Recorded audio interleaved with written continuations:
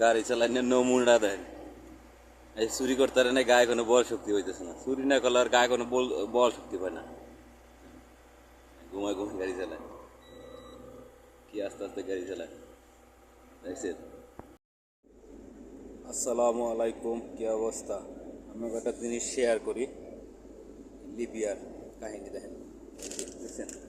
এটার মধ্যে কি রোডে একটা অর্ধেক খাইছে, এই একটা খাইছে দুইটা, আর একটা এই যে দিছে দিছে দুইটা। আমার লাগে দুইটা দিছে, তিনটা দিছে, দুইটাও খাইয়া তিনটা খাইয়া লাইছে। পাঁচটা দিছে, তিনটা খাইয়া লাইছে।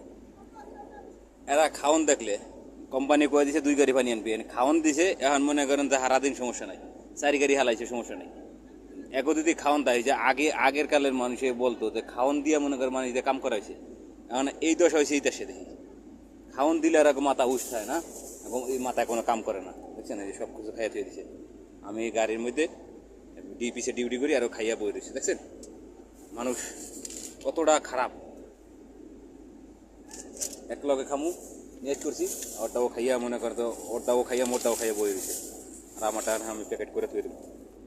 আবার ও আইলেই দেখলে কবিতা দে আমার দে, আমি ওগুলো কষ্টের শেয়ারগুলো করলাম। দেখছেন, এই দেখেন আমাই কখন করছে, দেখেন নাক মুখ দিয়ে খালি টপটপে পানি পড়তে গেছে।